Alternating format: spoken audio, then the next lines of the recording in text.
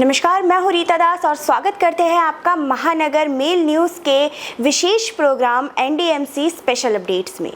आज हमारे साथ एक विशेष अतिथि मौजूद है जो कि एनडीएमसी के सदस्य के रूप में कार्यरत है।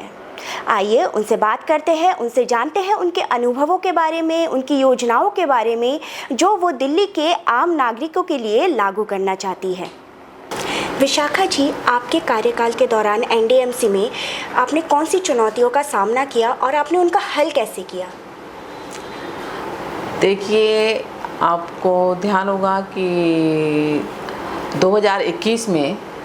30 अगस्त पे हम लोगों ने ओथ लेने का कार्य किया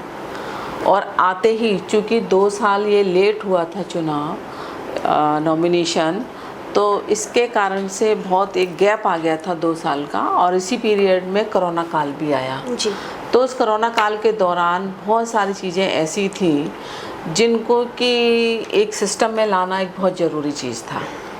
और जब हम 4 सदस्य, हमारे वाइस चेयरमैन और हम 3 सदस्य जब यहाँ नॉमिनेट होकर के आए, तो हमने पहले दिन से ही ये संकल्प लिया कि जो भी एनडीएमसी में जो गैप ऑफ कम्युनिकेशन हुआ है या जो कमियां हैं या यहाँ की जो समस्याएं हैं, उनका समाधान हम सब लोग मिलकर के कर सकें। और उसी कड़ी से हमारा शुरू होता है एनडीएमसी में आकर के। एनडीएमसी के चाहे वो कर्मचारी हों, चाहे वो अधिकारी हों, चाहे किसी भी डिपार्टमेंट की कोई भी समस्या हो, कि जो जनता की जो समस्याएं हैं उन समस्याओं का समाधान हम किस प्रकार से कर सकते हैं। उसमें बहुत सारी चीज़ें थी, उसमें पानी है, उसमें बिजली है, एनडीएमसी की सड़कें हैं, उसमें डेवलपमेंट है, उसमें बच्चों की एजुकेशन है, उसमें वृद्धाश्रम भी हैं, उसमें महिलाएं जो हमारी जो हॉस्टल्स हैं, जो पूरे देश से जो महिलाएं दिल्ली में आकर के अपने आप को, दिल्ली देश की राजधानी है, उसमें अपने आप को सुरक्षित रहते हुए अपने कार्य को वो कैसे गति दे सकें। तो बहुत सारी चीज़ें इस कड़ी में जुड़ी हुई हैं। उन्हीं कड़ी को लेकर के हमने अपना कार्य प्रारंभ किया। विशाखा जी, एक लंबे समय से डेथ केस को लेकर एम्प्लॉयज़ के जो है वो मामले रुके हुए हैं, तो आपने भी काफ़ी प्रयास किया है इसको लेकर, पर ऐसी क्या बात है कि प्रयास जो है वो अभी तक पूरा नहीं हो पाया? देखिए, जैसा कि मैंने अभी थोड़ी देर पहले आपको बताया कि बहुत सारे काम जो है काफ़ी पेंडिंग में चल रहे थे, उसके कारण भी मैंने आपको बताए। उसी कड़ी में जैसे ही हम आए और जब हमने देखा कि जो डेथ केसेस हैं, उनके जो भी परिवार के लोग हैं वो कितने परेशान हो रहे हैं इस बात को लेकर के, और ये लगभग शायद मुझे लगता है 15 साल से ये कार्य पेंडिंग में पड़ा हुआ था। जब हमें लगा कि इतने सालों से ये काम पेंडिंग में पड़ा है, तो बट नेचुरल है कि उसकी लाइन भी जो है लंबी हो चुकी थी। तो हमने जब आकर के सबसे पहले इस इशू को उठाया और हमने कहा कि भी जो भी परिवार के जो आश्रित लोग हैं वो इतने परेशान हो रहे हैं, तो इस समस्या का समाधान होना चाहिए। जब हमने प्रयास किया तो हमारे चेयरमैन भी हैं, हमारे सदस्य भी हैं, सब ने मिलकर के काउंसिल मीटिंग में जब इस विषय को रखा गया तो उसके बाद ये प्रक्रिया प्रारंभ की गई। और अब ये जो है प्रक्रिया प्रारंभ हो चुकी है। और जैसा कि आप सभी लोग जानते हैं कि एक ये नियम है कि जो टोटल वैकेंसीज़ है उसका 5% उन डेथ केसेस को की भर्ती में किया जाएगा। तो अभी वो प्रक्रिया चालू हो चुकी है और काफ़ी बड़ी संख्या में लोगों को उसके अनुसार एक सर्विस भी मिल चुकी है। लेकिन हमारा प्रयास ये है कि ये जो लाइन है इसको 100% इसको पूरा किया जाए, यानी कि जितने भी जो डेथ केसेस हैं उनको जल्दी से जल्दी इनकी पूरी जितनी भी जो प्रक्रिया है उसको पूरा किया जाए। जी, धन्यवाद विशाखा जी। अब मेरा अगला प्रश्न आपसे ये है कि अनुबंधित कर्मचारी जो है उनको अभी तक मेडिकल कार्ड जो है वो उपलब्ध नहीं करवाया गया है। 2014 को इसको लेकर एक रेजोल्यूशन भी पास किया गया था। इसके बाद भी ऐसी क्या वजह है जिस वजह से ये मेडिकल कार्ड जो है वो उनको इशू नहीं हुआ है? देखिए, हर चीज़ में समय लगता है और ये प्रक्रिया भी मतलब अंडर प्रोसेस में ही है और वो भी जल्दी से जल्दी उसकी, अभी पिछले काउंसिल मीटिंग में मैंने ही ये विषय रखा था और वो प्रक्रिया अब लगभग कंप्लीट होने वाली है और वो जल्दी इशू हो जाएंगे। जी, धन्यवाद विशाखा जी। अगला प्रश्न मेरा आपसे ये है कि आपके कार्यकाल के दौरान आपने दिल्ली के आम नागरिकों के लिए क्या क्या ऐसी बड़ी सुविधाएं हैं जो मुहैया करवाई है आपने अपने कार्यकाल के दौरान? देखिए, मैंने बताया सबसे पहले तो इसमें मैं वही फिर बात करूंगी कि महिलाओं की जो हॉस्टल हैं उन हॉस्टल्स में जो पूरे देश से जो महिलाएं आती हैं, अपने आप को यहाँ कहीं जॉब कर रही हैं, कहीं पूरे मतलब ऑल इंडिया से ही आती हैं, चाहे वो साउथ है, चाहे वो उत्तर प्रदेश है, चाहे वो हरियाणा है, हर स्टेट से यहाँ महिलाएं आती हैं।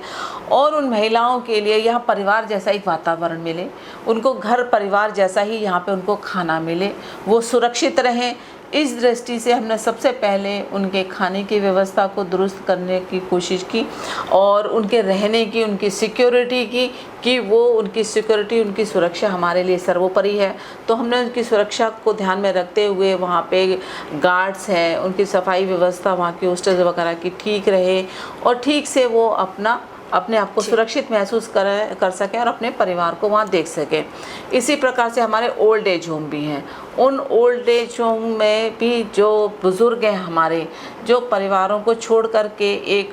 इस विश्वास के साथ आते हैं कि हमें यहाँ पर हमारी देखभाल अच्छी प्रकार से हो सकेगी, तो उस कड़ी में हमने यहाँ पे उन बुज़ुर्गों के लिए हमने बहुत सारी चीज़ें बनाई, जैसे कि उनका जो समय है वो ठीक से उसको एंजॉय करते हुए खुशी के साथ अपना व्यतीत कर सकें। और उसमें हमने उनको बहुत सारी ऐसे हॉलिस्टिक्स टाइप में भी दी, जहाँ पे वो लोग आते हैं, उनको योगा भी सिखाते हैं, उनके जो भी स्वास्थ्य को लेकर के आजकल आप देख ही रहे हैं कि आयुर्वेदिक जो चीज़ है वो हमारे देश के यशस्वी प्रधानमंत्री आदरणीय नरेंद्र मोदी जी का भी ये संकल्प है कि आयुर्वेद के माध्यम से हम अपने आप को स्वस्थ रखें। उसी कड़ी में हमने हॉलिस्टिक वालों को भी बुलाया और बहुत सारे मतलब इस तरीके से समय अनुसार वहाँ पे इस तरीके की एक्टिविटीज़ चलती रहती हैं, जिसके कारण से उन्हें एक परिवार जैसा वहाँ माहौल मिले। उसी कड़ी में हमारे जो सफाई कर्मचारी हैं उनको भी हमने सफाई कर्मचारी ना कह करके हम उनको सैनिक के नाम से बुलाते हैं, क्योंकि देखिए जो हमें सफाई के माध्यम से हमें भी सुरक्षा। और आपको भी ध्यान होगा कि 2014 में जब हमारे प्रधानमंत्री जी बने थे, उस समय उन्होंने सफाई अभियान अपने ये मंदिर मार्ग जो वाल्मीकि मंदिर है वहाँ से प्रारंभ किया था और उसका परिणाम ये निकल कर के आया कि आज आप देख रहे होंगे कई जगह हमारी प्लास्टिक फ्री भी हो चुकी हैं। जो एक प्लास्टिक जिसको हम कहते हैं कि ये जानलेवा बीमारियां पैदा करती है, तो प्लास्टिक फ्री हमारा एनडीएमसी हो, उस कड़ी में हमने बहुत सारी जगह से जो कूड़ा था वहाँ पे, चाहे वो गीला कूड़ा हो, सूखा कूड़ा हो, उनको अलग अलग तरीके से उनको सेग्रीगेशन करके और वो उसका मतलब एक सफाई और स्वच्छता की ओर विशेष ध्यान दिलाना। इसी तरीके से जो भी हमारे जो हॉस्पिटल्स हैं, डिस्पेंसरीज़ में हैं, वहाँ जा करके मैंने समय समय पे विज़िट करके कि वहाँ किसी प्रकार की दवाई की कोई कमी ना रहे, किसी को कोई परेशानी ना हो, हर व्यक्ति को समय से इलाज मिल सके, हर व्यक्ति को समय से दवाइयाँ मिल सकें, उसके कारण से किसी को कोई कठिनाई ना हो, चाहे वो स्वास्थ्य है। इसी प्रकार से स्कूलों में भी विज़िट करके मैंने जो हमारे छोटे छोटे बच्चे, आप देखेंगे, आप किसी भी स्कूल में चले जाइए, हमारे जो नवी के स्कूल है, अटल आदर्श विद्यालय हैं, आप जाकर के देखेंगे कि आज जो बच्चे हैं, अच्छे अच्छे पब्लिक स्कूलों के बच्चे इतनी अच्छी तरीके से आपको अपनी परफॉर्मेंस नहीं दे सकते जो हमारे एनडीएमसी के बच्चों की परफॉर्मेंस। अगर आप देखेंगे यहाँ पे साइंस फेयर कितने सारे लगे हैं, और अभी भी पिछले बार भी अभी आपने देखा होगा जब आप आए होंगे कि एनडीएमसी कन्वेंशन सेंटर में भी हमारे केंद्रीय मंत्री भी आए थे उसका इनॉग्रेशन करने के लिए। तो उसमें ऐसे ऐसे लोग, बच्चों ने मॉडल्स बनाए हुए थे, प्रोजेक्ट्स बनाए हुए थे कि सच में हम देख करके हैरान रह गए थे कि अच्छे अच्छे जहाँ लाखों रुपए लोग पब्लिक स्कूलों में अपने बच्चों को पढ़ा करके जो तैयार करते हैं, वो हमारे एनडीएमसी के बच्चों ने इतने अच्छे मॉडल्स तैयार करके रखे हैं। वो हर विषय को लेकर के, चाहे वो कोई भी विषय हो, कोई भी विषय ऐसा अछूता नहीं था जो उन बच्चों ने अछूता छोड़ा हो। तो इस तरीके से हमें लगता है कि भाई जहाँ जहाँ हमारे एनडीएमसी के माध्यम से, देखिए आपको भी पता है कि नई दिल्ली नगर पालिका परिषद जो है वो, चाहे वो सफाई का मामला हो, चाहे वो एजुकेशन का मामला हो, चाहे वो ग्रीनरी का मामला हो, अभी आपने G20 गया है, G20 के समय पर भी आपने देखा होगा पूरे विश्व से जब लोग आए हुए थे तो एनडीएमसी की जो चमक थी, जो धमक थी, वो पूरे विश्व ने देखी और उसका जो भारत का एक जो झंडा पूरे विश्व में जो लहराना चाहिए था वो G20 के माध्यम से लहराया गया। और इसका पूरा श्रेय हमारे देश के यशस्वी प्रधानमंत्री आदरणीय नरेंद्र मोदी जी का जो संकल्प है कि वो स्वयं भी रात दिन काम करते हैं, उन्हीं से प्रेरणा लेकर के हम भी रात दिन काम करने का प्रयास करते हैं। धन्यवाद विशाखा जी। आपके बारे में एक और ख़ास बात पता चली है हमें कि अपने कार्यकाल के दौरान आपने एक भी काउंसिल मीटिंग जो है वो मिस नहीं की है। तो ये काम करने की जो प्रेरणा है, 24 घंटे तत्पर रहना आम नागरिकों के लिए, ये आपको कहाँ से मिलती है? देखिए, मैंने अभी बताया आपको, पूरी प्रेरणा हमारे, चूँकि कहते हैं ना कि जब अपने जो सीनियर्स हैं उनसे ही प्रेरणा लेकर के हर व्यक्ति काम करता है, वही प्रेरणा हमारे देश के यशस्वी प्रधानमंत्री आदरणीय नरेंद्र मोदी जी 24 घंटे सिर्फ एक ही संकल्प लेकर के रात दिन काम करते हैं। और जब उन्होंने आज तक इतने सालों में, जब से वो, चाहे वो मुख्यमंत्री रहे हो, चाहे वो अब प्रधानमंत्री तीसरी बार वो बने हैं, लेकिन उन्हीं से प्रेरणा लेकर के, आपने भी कभी नहीं देखा होगा कि कभी प्रधानमंत्री जी छुट्टी पे गए हैं, तो उन्हीं से प्रेरणा लेकर के कि हम जब हमारे देश के यशस्वी प्रधानमंत्री जब इतना उत्साह के साथ, ऊर्जा के साथ जब काम कर सकते हैं, तो थोड़ा बहुत दायित्व और जिम्मेवारी हमारी भी बनती है, जो हमारे ऊपर आई है कि भाई अगर हम एनडीएमसी के सदस्य हैं और जो भी इसके कार्य अनुसार जो हमें काम करने चाहिए वो हमें करने चाहिए। मैं तो प्रत्येक दिन, जिस दिन वर्किंग डे होता है, मैं ऑफिस आती हूँ। और एक बात और इसके साथ ही साथ मैं आपको बताना चाहती हूँ कि जब इलेक्शन चल रहे थे पूरी ऑल इंडिया में लोकसभा के, लेकिन उस समय आपको ध्यान होगा कि चूँकि मार्च का फरवरी का महीना था, मार्च और फरवरी के महीने में जो है वो हमारे स्कूलों के बच्चों के एडमिशन का टाइम होता है। तो मुझे लगा कि भाई पार्टी का काम है, इलेक्शन का काम है, हर व्यक्ति बिज़ी है, मेरे पास भी कई जिम्मेदारियां थी, मुझे भी दायित्व कई जगह का दिया गया था, लेकिन मुझे लगा कि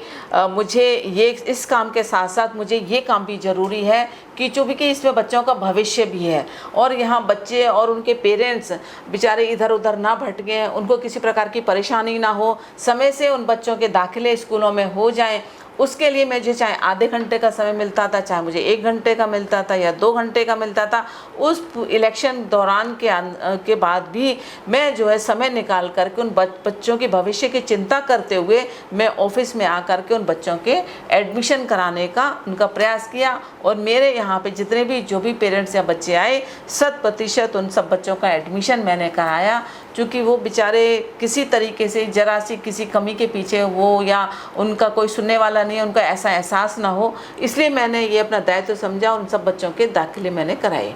तो प्रेरणा तो हमें हमारे प्रधानमंत्री जी से ही मिलती है, उन्हीं से ही हमें सीख मिलती है। और हमारे यहाँ तो कहा भी जाता है कि तन समर्पित मन समर्पित और यह जीवन समर्पित, चाहता है देश की धरती तुझे और भी दूँ कुछ, तुझे और भी दूँ कुछ। बहुत खूब विशाखा जी, धन्यवाद। इसके अलावा मेरा अगला प्रश्न आपसे है कि हमने सुना है कि इंदिरा निकेतन जो वर्किंग गर्ल्स हॉस्टल है, वहाँ पे आपने काफ़ी सुविधाएं जो है वो उपलब्ध करवाई है, इसके बारे में हमें विस्तार से बताइए। जी हाँ, बिल्कुल। मैंने आपको बताया कि देखिए, जब मैं पहली बार जब चुन करके आई, मैं यहाँ पे जब मैं नॉमिनेट हुई, मुझे लगा कि भाई यहाँ पे जो है बाकी तो सब काम है ही, सारे काम ही बहुत ज़रूरी हैं, लेकिन चूँकि मैं महिला हूँ, महिला होने के नाते मुझे लगता है कि जो महिलाओं की जो भी समस्याएं हैं उनका समाधान करने का दायित्व मेरे पास और एक्स्ट्रा आ जाता है। तो इसी कड़ी में कि भाई महिलाएं जो हैं, जो इंदिरा निकेतन है या जो भी हमारे 3 वर्किंग हॉस्टल्स हैं यहाँ पे,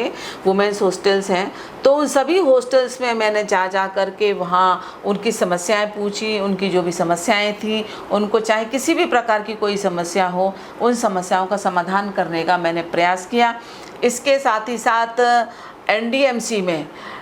डॉक्टर भीमराव अंबेडकर जी की जन्म जयंती मनाई जाए, उनका महापरिनिर्वाण दिवस मनाया जाए, जो कि पहले नहीं मनाया जाता था। जब मैंने ये बात रखी काउंसिल मीटिंग में, तो उसको भी मनाना यहाँ पे प्रारंभ कर दिया है। और हर वर्ष, चाहे 14 अप्रैल हो, चाहे वो 6 दिसंबर हो, उसको जन्म जयंती के लिए और महापरिनिर्वाण दिवस के रूप में एनडीएमसी में भी वो मनाया जाने लगा है। इसके साथ ही साथ अब ये संविधान दिवस भी हमने पिछले साल यहाँ मनाया था, तो संविधान दिवस भी, चूँकि संविधान के बारे में सबको जानकारी हो, अच्छी तरह से विस्तार से उसकी जानकारी हो, और डॉक्टर भीमराव अंबेडकर जी जो कि सिंबल ऑफ नॉलेज कहे जाते हैं और पूरे विश्व में जिनका एक नाम है, जो, और मुझे लगता है कि उन्होंने कितनी कठिनाइयों से शिक्षा प्राप्त की, और जब इतनी कठिनाइयों से शिक्षा प्राप्त कर कर के उन्होंने पूरे विश्व में अपने नाम को, अपना जिस उनके डॉक्टर भीमराव अम्बेडकर जी के नाम से हम सभी लोग जानते ही हैं, तो उनसे प्रेरणा लेकर के हमारे विद्यालय के बच्चे भी उसी तरीके से उच्च और सर्वोच्च शिक्षाएं प्राप्त कर सकें। तो हर विद्यालय में हमने ये निर्णय लिया कि डॉक्टर भीमराव अंबेडकर जी पे जो फिल्में जो बनी हैं उन सब बच्चों को स्कूल में दिखाई जाए। तो वो हर 14 अप्रैल पे वो डॉक्टर भीमराव अंबेडकर जी की जो फिल्म है उन बच्चों को दिखाई जाती है, जिससे कि वो प्रेरणा लेकर के वो भी डॉक्टर भीमराव अंबेडकर जी की तरह या जितने भी हमारे महापुरुष हुए हैं उनकी तरीके से वो देश के लिए, समाज के लिए और अपने परिवार के लिए नाम आगे बढ़ाएं। जी धन्यवाद विशाखा जी। विशाखा जी, एनडीएमसी में सदस्यों का कार्यकाल जो है वो ख़त्म हो रहा है, तो क्या हम ये समझ सकते हैं कि विशाखा जी फिर से वापस आएंगी? देखिए, पिछली बार भी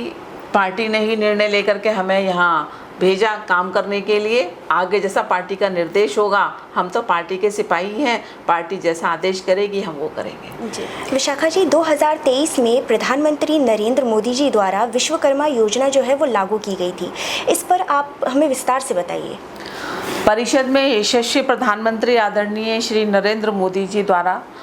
14 सितंबर 2023 को प्रारंभ की गई योजना प्रधानमंत्री विश्वकर्मा को बढ़ावा देने के लिए परिषद के अधिकारियों कर्मचारियों के द्वारा परिषद के क्षेत्र में कैंप लगवा करके ज़्यादा से ज़्यादा ज़रूरतमंद कामगारों को योजना का लाभ पहुंचाने के क्षेत्र में अहम फैसला लिया। प्रधानमंत्री विश्वकर्मा योजना में निम्नलिखित कार्य व्यवसाय करने वाले सभी कामगार अपना पंजीकरण कराकर यशस्वी प्रधानमंत्री आदरणीय श्री नरेंद्र मोदी जी द्वारा प्रारंभित योजना का लाभ प्राप्त कर सकते हैं। उसके लिए इस योजना में बढ़ई, धोबी, लोहार, राजमिस्त्री, ताला, चाबी मिस्त्री, कुम्हार, मूर्तिकार, मोची, चटाई बनाने वाले, मछली जाल बनाने वाले, बाल काटने वाले नाई, फूल माला बनाने वाले माली, खिलौना बनाने वाले कामगारों अपना रजिस्ट्रेशन आगामी कैंप में करा सकते हैं। इसका हमने प्रयास किया है कि अभी हमने कुछ कैंप हम लगवा चुके हैं और आगामी हमने योजना बनाई है कि जगह जगह इनके ज़्यादा से ज़्यादा हम कैंप लगा सकें, जिससे लोगों को जागरूक हो सके और उनको जानकारी मिल सके, जिससे कि ज़्यादा से ज़्यादा लाभ जो है इस योजना का लोग उठा सकें। इसके साथ ही साथ मेरे 2 विषय और हैं। एक तो कि जो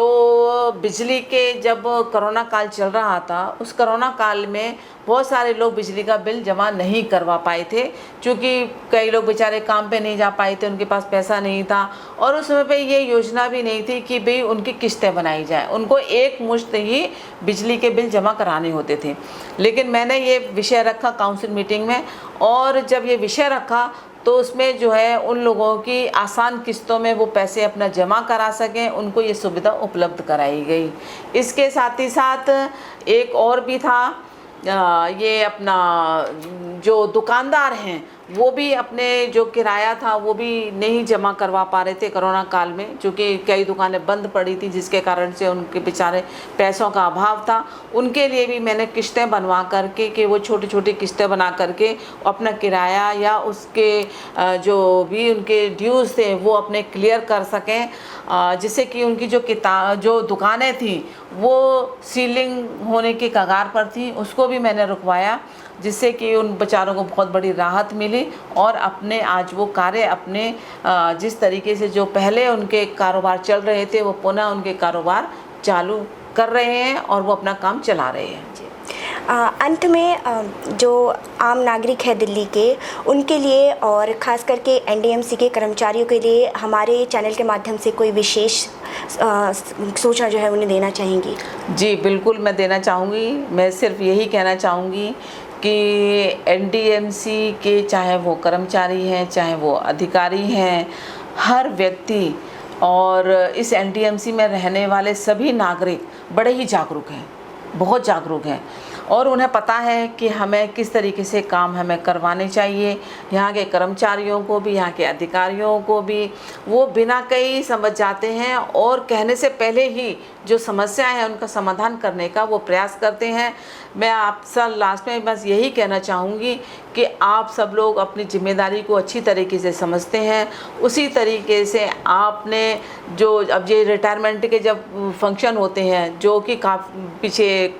जब ये अपना कोरोना काल आया था उस समय पे वो बंद कर दिए गए थे, लेकिन जब कोरोना काल समाप्त हुआ तो फिर मैंने उसको दोबारा से पुनः चालू कराने का निवेदन किया और वो कार्य दोबारा से प्रारंभ हुआ। यानी कि मेरा कहने का मतलब ये है कि देखिए, इतने सालों तक एक व्यक्ति एक जगह पे काम करता है तो हर व्यक्ति की ये इच्छा होती है कि भाई जहाँ मैंने इतने साल बिताए हैं उस जगह पे जब वो यहाँ से जब उसका